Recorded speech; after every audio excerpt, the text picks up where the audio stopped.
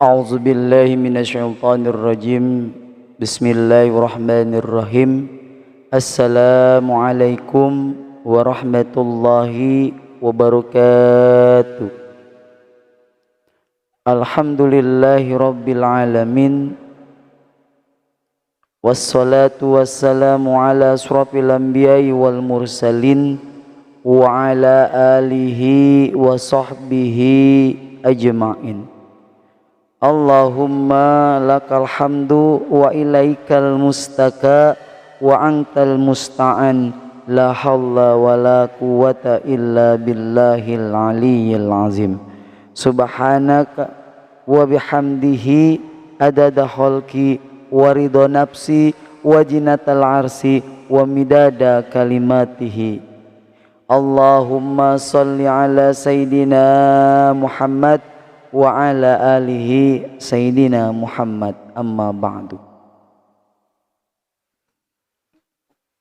Puji syukur kita panjatkan kepada Allah Subhanahu wa taala, di mana ini adab kedua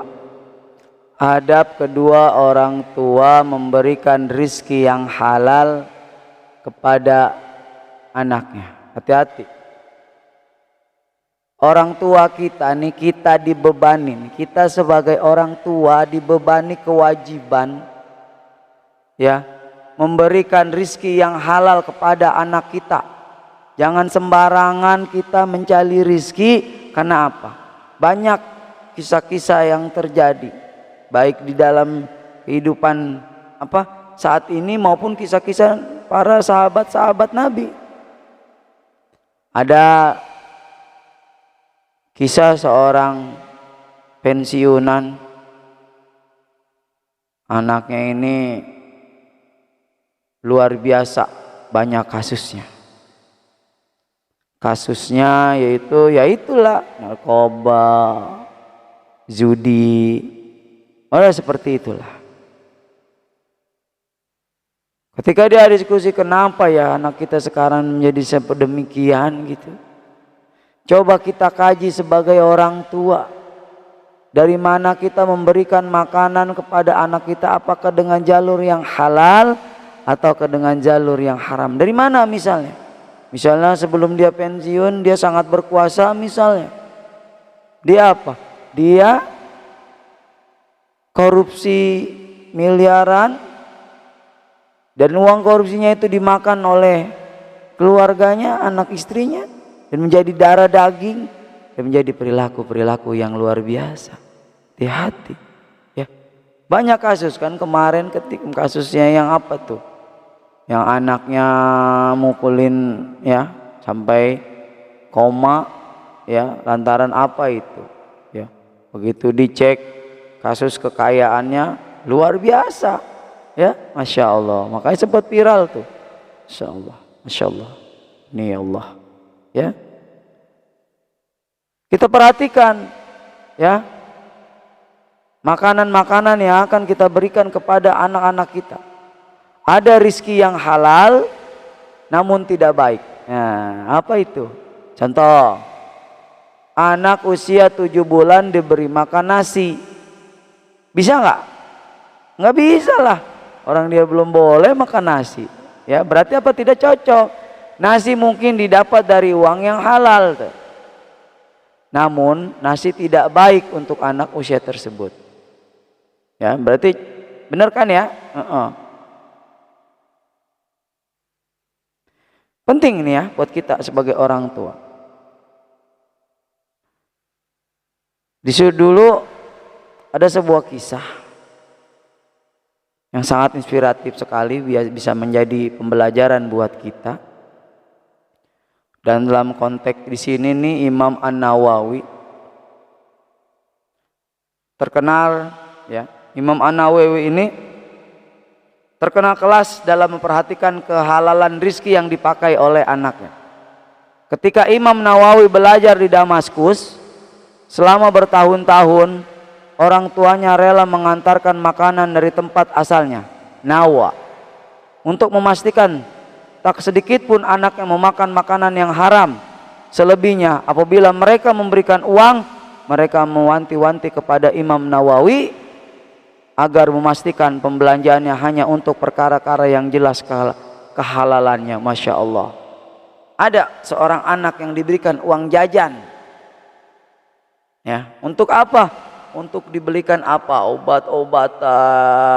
Orang tua Imam Nawawi ini, Masya Allah, sangat kritis dan sangat keras sekali dalam memperhatikan apa? Memperhatikan memberikan rizki kepada anaknya. Dan anaknya diperhatikan agar apa? Agar anaknya di luaran sana tidak memakan makanan yang Allah tidak ridhoi. Masya Allah. Makanya orang tuanya nganterin makanan yang itu dan ditanya, jangan sampai makanan yang Imam Nawawi makan itu, Insya Allah, tidak bercampur dengan yang haram. Pantas saja ya kenapa anak-anak itu cerdas, ya, tidak seperti apa ya saat ini ketika kita kasih pembelajaran sulit, tidak mudah menerima pembelajaran, ya mungkin cek orang tuanya, ya, cek orang tuanya bagaimana rizki yang dia dapatkan, seperti itu. Masya Allah.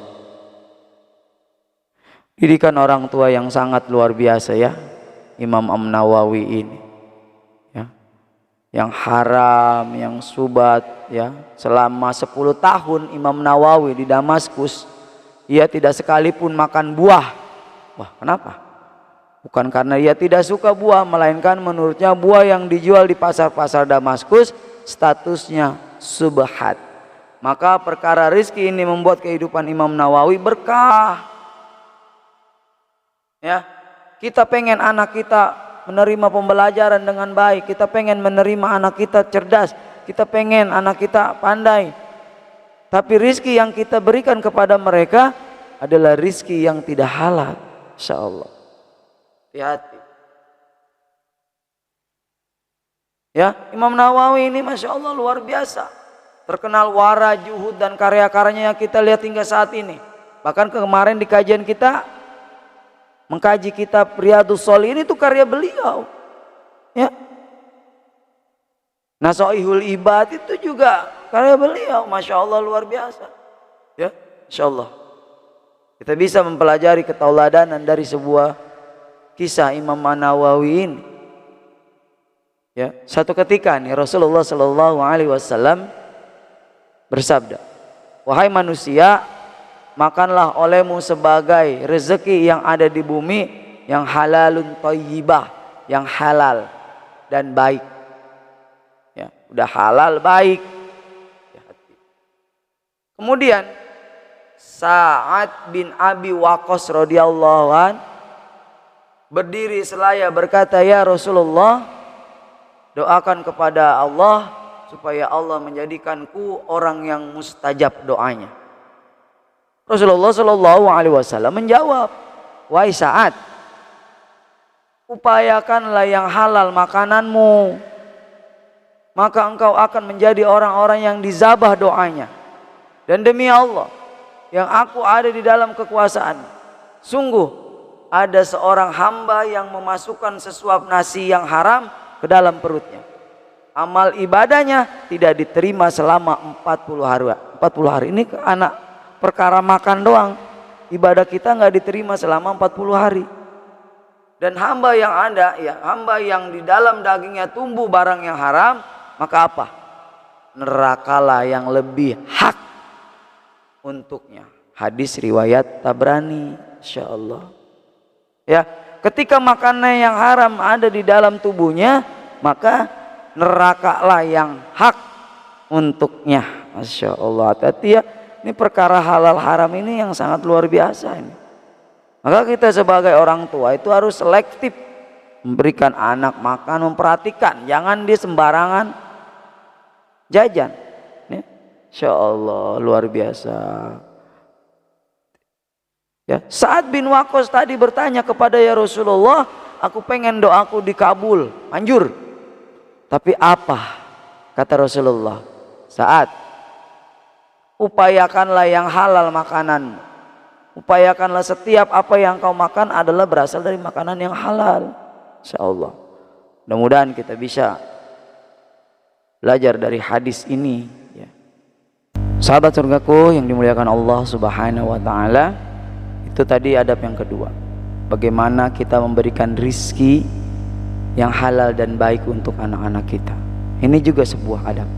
Yang ketiga, nah udah mau siang, ya. Yang ketiga adalah memberi suri tauladan yang baik. Pengen anaknya sholat, tapi bapaknya kagak sholat. Pengen anaknya puasa, tapi bapaknya enggak puasa. Masya Allah, bagaimana seperti itu? Bagaimana bisa menjadi suri tauladan yang baik untuk anaknya? Sedangkan orang tuanya kerjaannya hanya nyuruh saja, tidak memberikan giving model, tidak memberikan model yang baik. Ya. Setiap orang tua pasti ya banyak menginginkan anaknya menjadi orang yang baik. Banyak, nggak ada orang tua yang nggak mengen anaknya yang nggak baik, ya.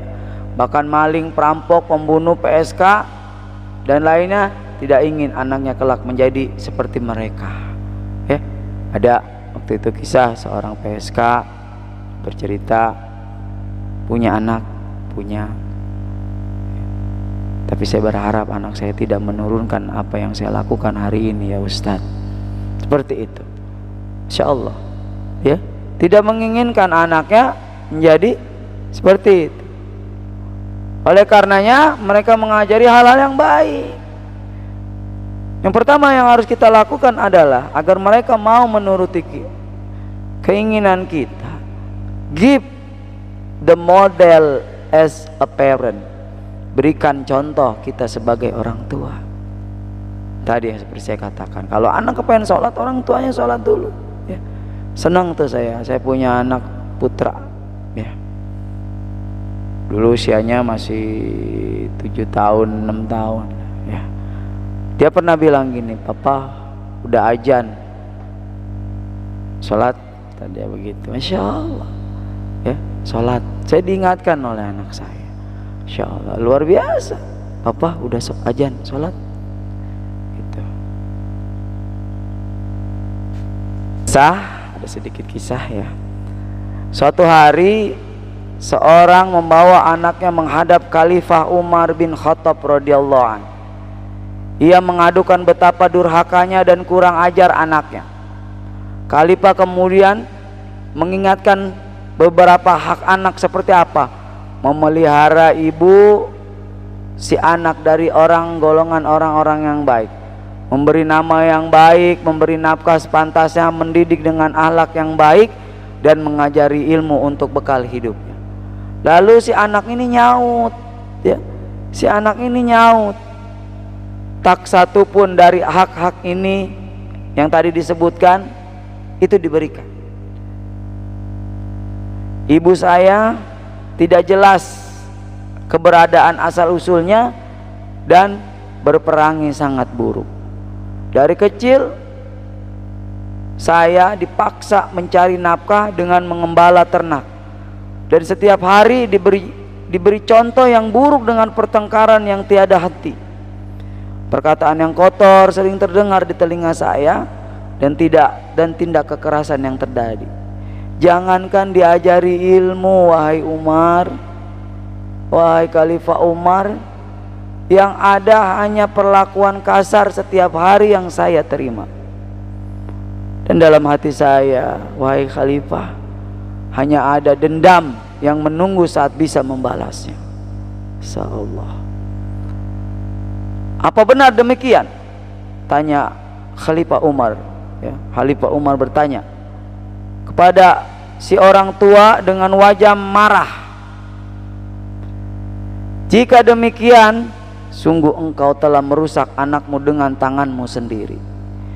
Engkaulah yang pantas mendapatkan hukuman atas kesalahan ini.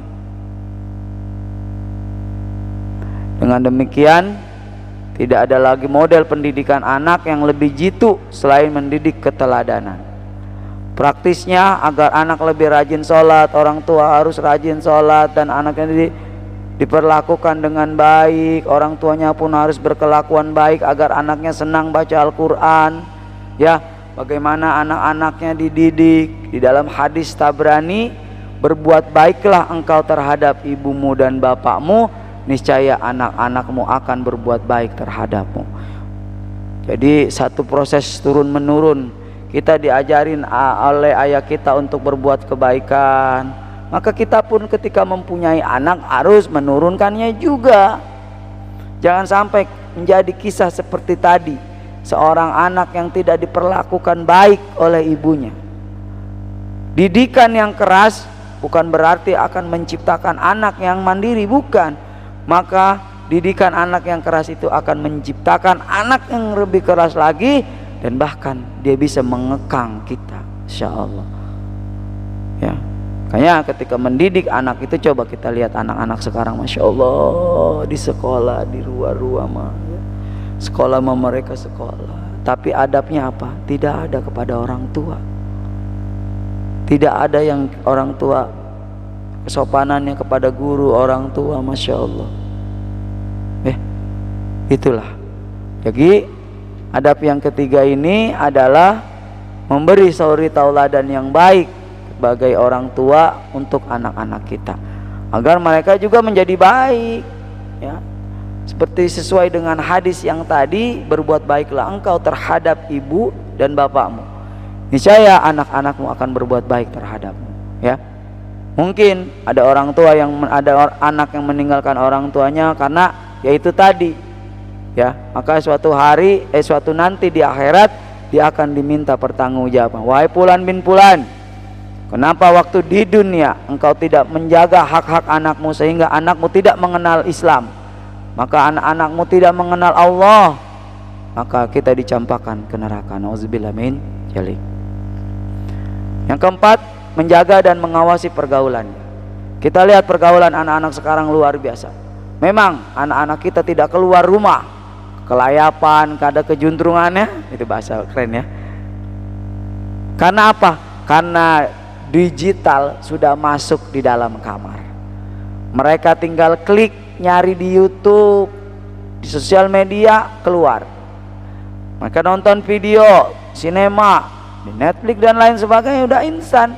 Anak-anak tidak hati-hati, tapi ketika mereka keluar dalam mengikuti pergaulannya, bahwa faktor lingkungan itu mempengaruhi mereka, masya Allah. Saat ini ya, kita mengawasi dan pergaulan anak, masya Allah, sangat penting pokoknya. Ya, kenakalan remaja kian merajalela. Ya, setiap hari coba kita lihat di Jakarta ada contohnya. Kemarin ada berita tuh, tawuran. Apa sih yang mereka ini kan gitu ya? Bagaimana peran orang tua dan guru gitu, sampai tawuran itu terjadi. Insya Allah kita menjaga pergaulan anak kita dari hal-hal yang mempengaruhi, dari lingkungan yang mempengaruhi mereka, sehingga mereka menjadi anak-anak yang membangkang kepada orang tua.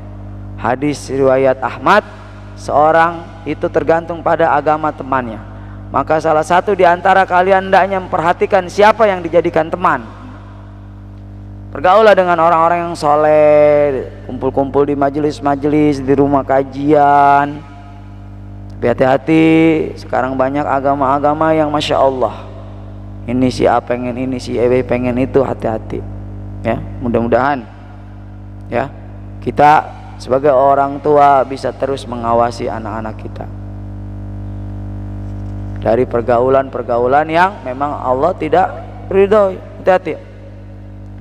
Tiba-tiba si anak accident MBA, married by accident, hamil di luar nikah gara-gara pergaulan, karena kita tidak membatasi dan tidak mengawasi.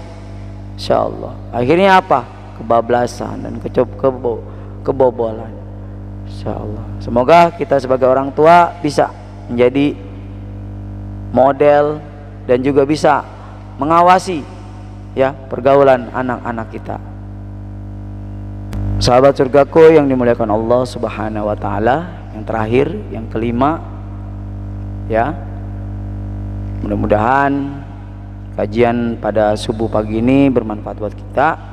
Yang kelima, kita semua pagi hari ini ada aktivitas ya. Yang kelima yaitu menikahkannya dengan orang yang baik. Hadis riwayat Hakim. Apabila datang kepada kalian siapa yang kalian ridhoi akhlak dan agamanya, maka nikahkanlah ia. Jika tidak kalian lakukan, niscaya akan menjadi fitnah di muka bumi dan kerusakan yang luas. Kita sebagai orang tua diwajibkan menikahkan anaknya, namun secara adab. Tidak cukup itu, orang tua juga perlu tahu dengan siapa anaknya menikah. Apakah dari keturunan yang baik? Kan perlu kita sebagai orang tua seperti itu. Jangan sampai kita menikahkan orang, menjodohkan anak kita dengan no, lu mendingan kawin aja no sama si ono, kontrakannya banyak, tanahnya luas, begitu ya. Insya Allah banyak tuh kisah-kisah kayak gitu tuh ya. Artinya kita nikahkan kita anak-anak kita dengan baik ya, dengan calon menantu yang baik ya. Banyak rumah tangga yang gagal lantaran apa? Ya itu, karena pernikahannya ini ya tidak seperti dan dindun.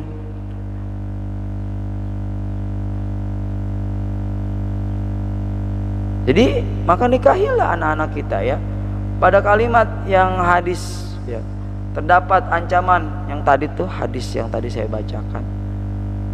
Ada ancaman bahwa jika seorang anak tidak segera dinikahkan sementara sudah ada calon ya yang akhlak agamanya yang baik, maka akan menimbulkan fitnah. Fitnah di sini seperti apa ya? Seperti salah satunya zina ya. Hati-hati. Di sini penting bagi orang tua mendesak anaknya untuk segera menikah tatkala ia sudah memasuki usia menikah. Pengen mah kawin misalnya, tapi duitnya belum ada. Atau jangan begitu, anak orang udah dibawa-bawa. Jadi untuk menghindari fitnah ya, seperti dosa zina, maka nikahkanlah segera ya. Cari calon-calon yang terbaik, istikharah, minta sama Allah ya. Maka di dalam agama khususnya mazhab Imam Syafi'i ya, batas boleh menikah itu anak usia 15 tahun ya, karena pada umumnya anak 15 tahun itu udah balik. Dan untuk perempuan 9 tahun itu tahun berapa ya? Undang-Undang nomor 33 tahun 2014 tentang perlindungan anak menyebut bahwa usia minimal untuk nikah adalah 19 tahun. Ini yang baru nih ya, untuk perempuan maupun laki-laki ya. Kita sebagai orang tua harus menikahkan anak kita dengan orang dan calon mertua yang baik, yang sudah kita tahu ya. Jangan sampai kita karena menuruti keinginan anak ya, padahal belum tahu latar belakang keluarga si lelaki atau keluarga si perempuan, maka dia langsung mengiyakan saja. Dan apa yang terjadi di ending dari kisah itu ya, mungkin kehancuran rumah tangganya, tidak harmonisnya dan lain sebagainya lah. Banyak sekali ya efek-efek dan dampak yang terjadi. Baik sahabat surgaku yang dimuliakan Allah Subhanahu wa taala, cukup kajian pada pagi hari ini ya. Sekarang sudah jam 6:19 sampai lewat 20 tengah 7. Sudah waktunya kita beraktivitas menjemput rizki dengan cara ibadah kepada Allah. Yakini bahwa ini adalah ibadah ya, ibadah. Kita bekerja, ya Allah saya niat bekerja ini untuk ibadah kepada Engkau. Semoga rizki yang aku dapatkan hari ini bermanfaat untuk anak-anakku. Semoga anak-anak yang dan istri yang aku berikan dari hasil keringatku adalah rizki yang halal. Amin amin ya rabbal alamin. Sebelum saya tutup, mohon maaf ya apabila ada kesalahan dalam menyampaikan materi, mohon dimaafkan secara lahir dan batin. Dan apabila ada kata-kata yang benar itu datangnya dari Allah Subhanahu wa taala. Akhirul kata saya tutup. Wassalamualaikum warahmatullahi wabarakatuh.